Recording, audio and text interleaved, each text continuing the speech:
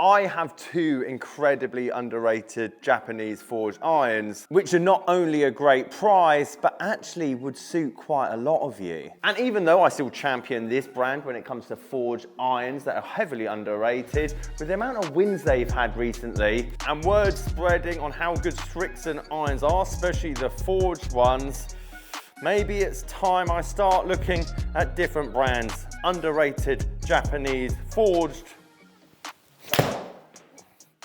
iron brands. Guys, how are you doing? Welcome back to a brand new video. Simon here, SAS Golf Academy, where I do all my one-to-one coaching, online coaching, as well as second-hand club fitting. And what a video I've got for you today. Especially these bad boys right here. This will be the first time I've ever hit Tour X-Stiff graphite irons, and I'm looking forward to giving my opinion on them. But also, I want to break down how I can decipher what second-hand clubs are good for some people and not for others, even if I have no idea what they are. Just like both of these models here. I had no idea when they came out. I had no idea on their lofts, their offset, their capabilities, meaning forgiveness and distance. And after 20 minutes of spending some time online, I deciphered both of these irons, who they're good for. And I want to give you that kind of knowledge so that if you find an underrated brand or a set of clubs that look great, going for £200, how you can pounce on them knowing that actually they could be quite good for you. So let's get into my first model, and this is a Zexio X forged iron. And actually, this is quite unique, and I actually really like it. You see, typically forged irons lend themselves to that better player. Yes, they feel great, sound great, especially if you hit them out in the middle. However, the lack of forgiveness that you tend to get from these clubs mean that actually let's get something that potentially doesn't sound and feel as good, but it's going to help us with the missed strikes. So what happens if there's an iron lofted quite generously that's going to feel, let's say, as good as something like this, but at the same time help you if you don't necessarily hit the middle, which puts it in a realm of itself, especially when we start talking about prices. And not only is this a great price in terms of secondhand, wait till I show you what those over there go for as well. And let me give you a quick understanding on why these are quite good. When it comes to distance and trajectory, unlike other brands, I have to say that did feel great for what is a cavity back. When it comes to high-end Japanese iron brands, there's only one thing that's at the top, and it's lightweight and it's forgiving, as well as obviously feeling great. You see brands like Honma have their Perez like models, again, all fixed, no adjustable driver heads. You'll have Callaway with their Epic Star range, all very expensive, but super light shafts, like 35-gram driver shafts, 40-gram driver shafts. And in Strixon's case, and very, very popular in Japan, you have the Zexio range, which is exactly that. And typically, they'll have clubs just like this one, where yes, it's all lightweight, but also weights in the top of the grip as well. This counterbalancing that they do, again, is very fine-tuned and obviously comes at a cost, because this, when it first came out, $200 per iron. But when you add that all up, incredibly light, incredibly easy to get a bit more club head speed, not to mention the overall confidence I have over this club. And there's also one more sneaky thing that is different about these irons compared to, let's say, the rest. And it's the fact they're not actually that offset. These are forged irons that are super forgiving, but potentially for that better player. To give you an example, look at this X Forge here on the left versus this Rogue ST Max OS. And you can see the sole there. Again, you can see how the Zexio still got that kind of Strixon V grind. Actually, it's not that prominent, but you can see the difference. My big thing is, look how wide the bottoms are. They're still quite wide compared to both. But if you're a player that's been playing a long time, or actually a player that keeps going left and doesn't want to go left, but wants a forgiving forged iron, look how offset the Callaway is. See how much that hosel comes out here compared to obviously the leading edge, and that big dip, let's say, in the hosel.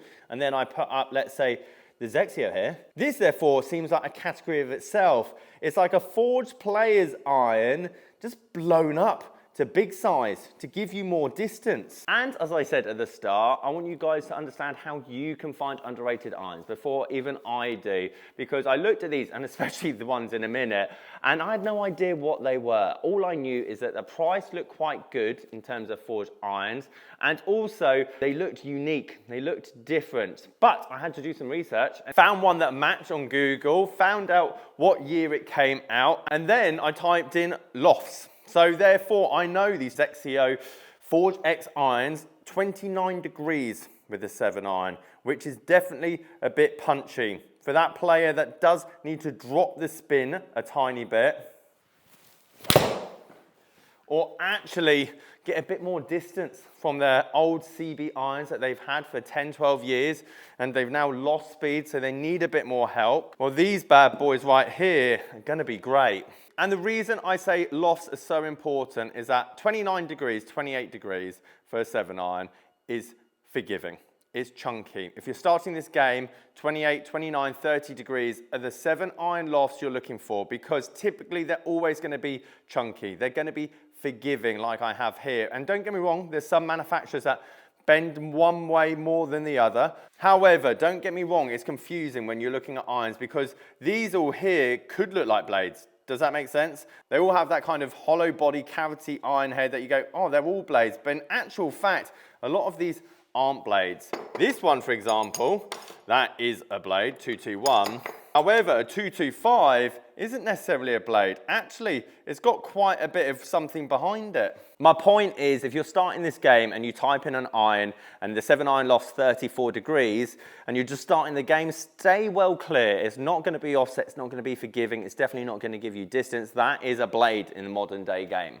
And before we go into our next set of irons, I'll show you prices here on the right hand side. They're pretty affordable, very mixed match in terms of sets, and again, finding Zexio irons in the UK can always be quite tough, but for around the £300 mark, £400 mark, these are a bit different. If you want that forged feeling, maybe to get that itch scratch, however, you still need a bit of forgiveness.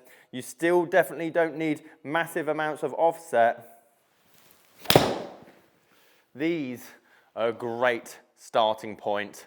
And for the price, I honestly think you can't go wrong. Which brings me on to these bad boys. And can I just say, I have never hit a Tor X Stiff 105 gram graphite shaft before. And to be honest, half of me is kind of like, well, why have we got this very lightweight X Stiff shaft? And I guess it's for that player that kind of wants a bit more club head speed, but doesn't need to go left, needs to have that high torque, which I guess you can kind of only produce with, let's say, a graphite shaft. Oh, these things feel solid. And these are very different from the Zexios. These are bladed. Let's say players CB irons that feel everything like a forged iron should feel. Feel exactly what a Japanese forged iron should feel. However, no one, especially in this country, has this brand in their bag. Okay, I take that back. A lot of you will have drivers, hybrids, and irons with this particular brand, but it just doesn't have the awareness it should. And I kind of understand why, but don't get me wrong, it's got absolutely nothing to do with performance or even feel. Yonex in this country, secondhand, is heavily underrated. And Yonex is a big innovator. They are very good when it comes to design. And to be honest, I've only ever known Yonex quite similar to, like, let's say Zexio in the past when I used to work in a shop and we had Yonex in, just to be lightweight, again counterbalance, graphite shafts, high launching, forgiving.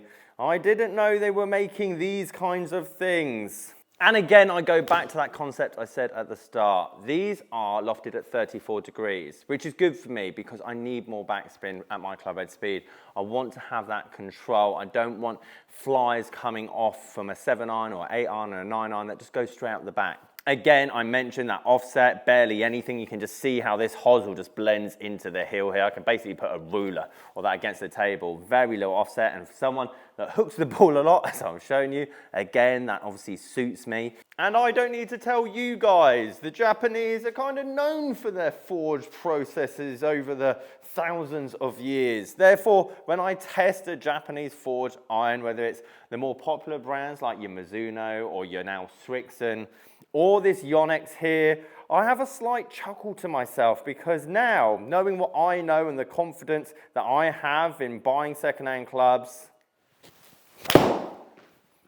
as well as not being necessarily insecure about what brand's in my bag to obviously show other people, I'm looking at these iron sets, whether it's the 301s, and this is a combo set, or the 501s, or the N1 CB, whatever it might be, whether it's new or old, going, these are going for cents on the dollar because, again, these are premium, especially when it comes to retail. I'll show you the retail prices of these when they came out in 2017, 2018. And I'm not surprised. The engineering, the craftsmanship, X, Y, and Z. If they had any of the big Western name brands on them, they would be worth that kind of money and people would pay it, as they do every year anyway. Point is, Forge, especially in the past, came in one particular shape and size with just different logos of different brands on the back of them. Not only that, Forge came with a price tag, and my point is, in 2025, not only have we got different shapes and sizes, we've got some brands that are going under the radar that, yes, were expensive at retail, but because no one knows about them 5, 4, 6 years later, you can get a great set of feeling irons for not that much money. Guys, thank you ever so much for watching this video. Any inquiries on lessons here, online, or even secondhand club fits, make sure to go to my website, sasgolfacademy.com. Catch you in the next one.